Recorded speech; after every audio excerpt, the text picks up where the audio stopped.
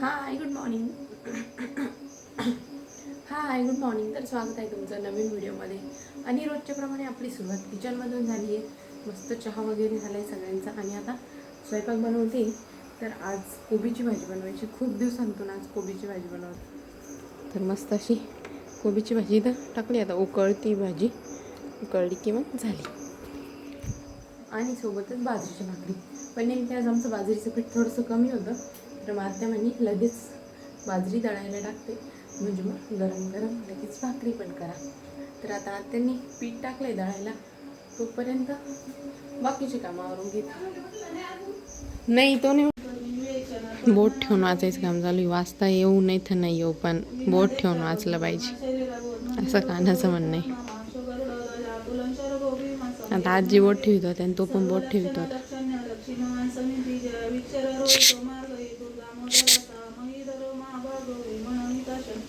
का ना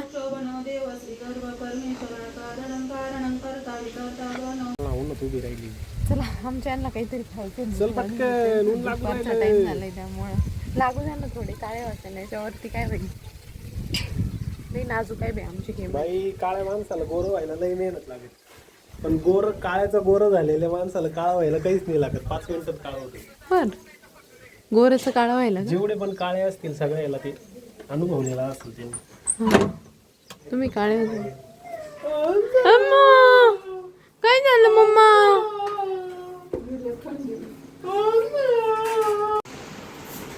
आज तर कशी 4-5 वाजून गेले कळलंच नाही आम्हाला.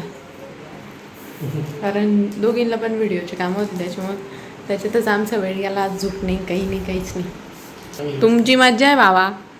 आज आम्हाला लई काम होतं. काल सुट्टी गेली होती ना, चांगली जिरली आज. काल खास शॉपिंगसाठी सुट्टी.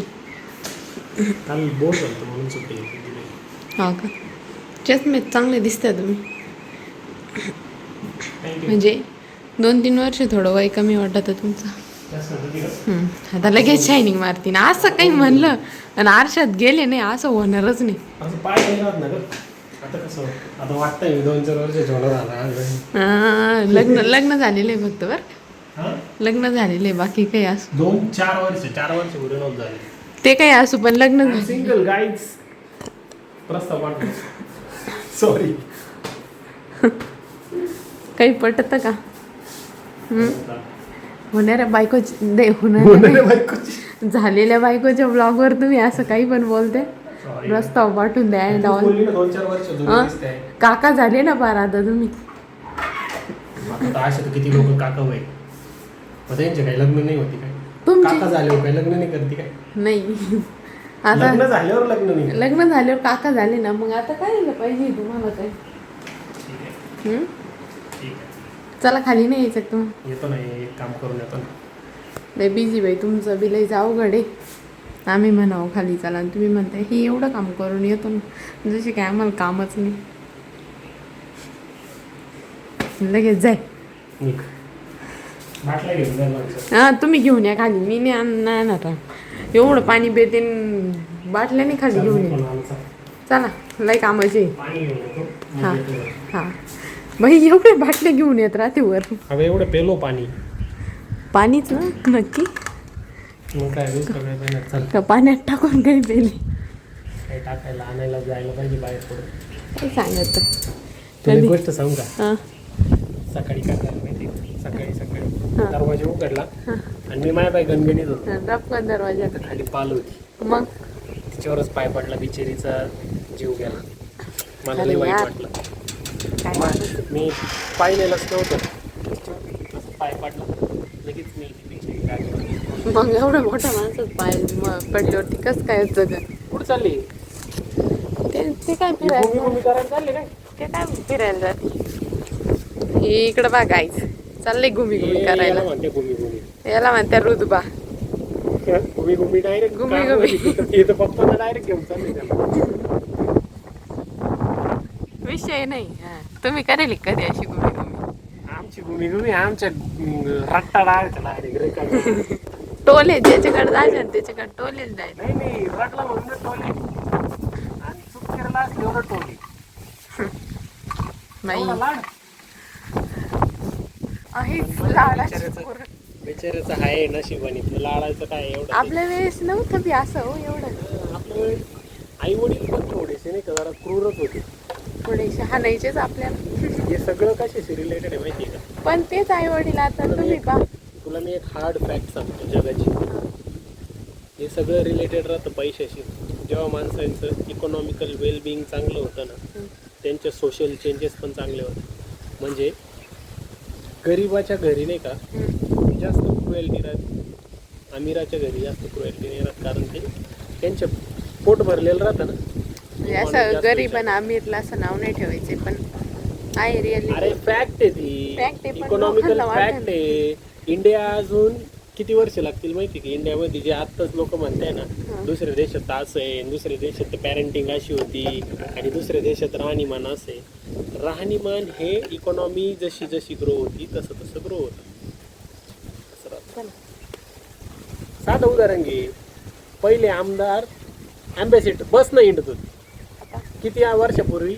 20 वर्षापूर्वी. आतापासून आमदार बसनं जात होते, नंतर अँबॅसिडरनं जायला लागले आणि आता प्रत्येक आमदाराकडं 4 करोडची गाडी. ते ऐकू राहिल्या खाली नक्की काय विषय चालू आहे. काहीच नाही. कानाच्या चक्करवरून आमदारांच्या गाड्या निघाल्या. ओ नका ना, नका ना. इकडं मी बी निम्मीवल्ली झाले.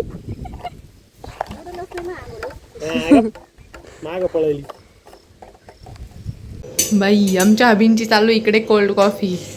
काही आज रोज आम्हाला कोल्ड कॉफी पाहिजे. गरीब लोक उकळून कॉफी पितात, श्रीमंत लोक कोल्ड कॉफी. माणूस वट वट होत जातो तसं माणूस कोल्ड कॉफी पितो. आता हे मी चाळणीनं फिल्टर कॉफी तयार करतोय. अजून मोठा झालो का मशीन घेईन. आणि इकडे बघा आमचे साहेब चक्कर मारून आलेले पप्पांसोबत.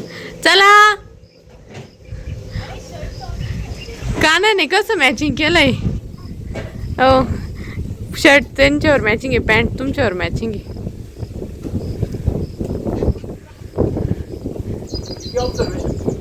हुशार आहे हो मी.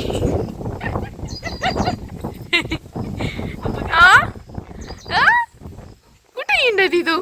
आज तर तू घरातच बसा ना. नुसती पळू लागली. मग 24 त्याच्यावर आमचं किती मोठं कॉन्टेंट झालं माहिती का? कानाच्या गाडीच्या चक्करवरून आम्ही डायरेक्ट आमदारांच्या गाडीवर गेलो. आमची हे म्हणे का आम्ही लहान होतो आम्हाला कायची अशी चक्कर, आम्हाला रट्टे भेटायचे म्हणे. असं चालू होतं. मग ते म्हणत तेव्हा कसं गरिबी होती ना थोडी, त्याच्यामुळं एवढे चोचले नव्हते. आता आपल्याकडं हाय म्हणून आपले पोरं तसं करू शकतात. तसं पहिले आमदार एसटीनं फिरायचे, आता जे आमदाराकडं प्रत्येकाकडे 4 कोटीची गाडी. असा विषय चालू होता. म्हणजे कानाच्या गाडीवरून आम्ही आमदारांची गाडी पाहिली. चला मस्त स्वयंपाक वगैरे सगळं झाले. आज काही नाही, फक्त डाळ भात आणि चपाती बनवायची होती. डाळ वगैरे सगळं झालंय रेडी करून. भात झालाय. आता आज त्या कानाला झोपी लावत आहे. कानाचं पण जेवण वगैरे झालं मस्त. कानाला झोप येतील, त्यामुळे आता काना झोप आणि मस्त आमची जेवण मस्त. हे बघा अंधार केला आता झोपली. करा